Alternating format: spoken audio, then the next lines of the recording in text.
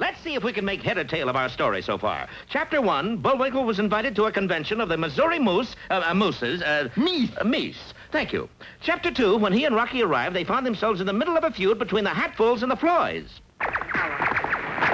Couldn't we sort of skip over this part? Chapter 3, they were seized by the Hatfuls. Very painful, too. And taken to the head of the clan, Devil Dan Hatful, who looked a lot like you-know-who. Say the name. Boris Badenov. You said it. And in Chapter 4, Boris' superior, fearless leader himself, showed up just as our heroes made their getaway. Everybody understand now? Yes.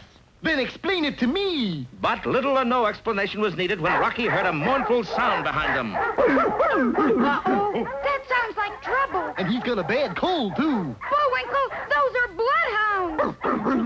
But just then, the sharp-eyed squirrel saw a tiny house ahead with a sign in front that said, Felonious Floy, Revenuers and Republicans keep out. Bullwinkle, this is Felonious Floy's house. I heard the man, Rock. Well, maybe he can stop this terrible feud. And our heroes dashed up to the door.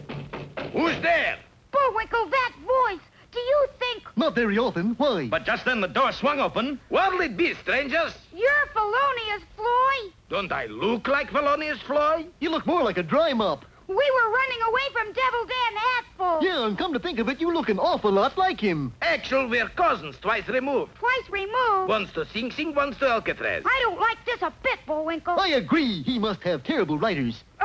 Sorry to have troubled you, Mr. Floyd, but we'd better be going. It's all right. Drop in any time. Like when? Like right now. And as Boris pulled the lever, an instant later, the bloodhounds showed up, dragging fearless leader with them. Welcome, old bossman body boy. Bad enough. You are on both sides of the feud? Certainly. This way, I'm a Hatful. This way, I'm a Floy. Congratulations, Bad enough. You win the Pottsylvania Two-Faced Medal for double dealing. Oh, boy, that makes 94 medals. Wunderschön. 6 more and I can trade them in for a second-hand yo-yo. Bad enough, you're a lucky, lucky spy. Meanwhile, our heroes were lying stunned in a vegetable cellar underneath the house. Where am I? In a vegetable cellar. Didn't you hear the man? What? Speak up. You got carrots in your ears. What?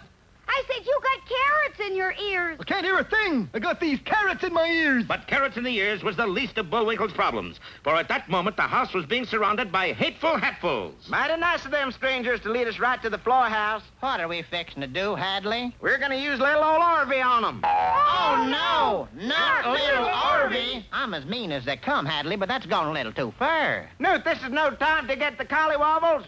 Bring up little Orvie. And with Hadley Hatful directing them, the clan wheeled up little Orvie, an enormous muzzle-loading Civil War cannon. What do we load it with, Hadley? Anything that's handy. And so the Hatfuls filled little Orvie with scrap iron, broken bottles, old shoes, red pepper, and carpet tack. I'll drop in this anvil just to give it a little body. In the short while little Orvie was ready to be fired, the fuse was lit, the Hatfuls scurried for cover, and then as the fuse burned its last quarter-inch, Bullwinkle Moose stuck his head up out of the root cellar directly in front of the muzzle.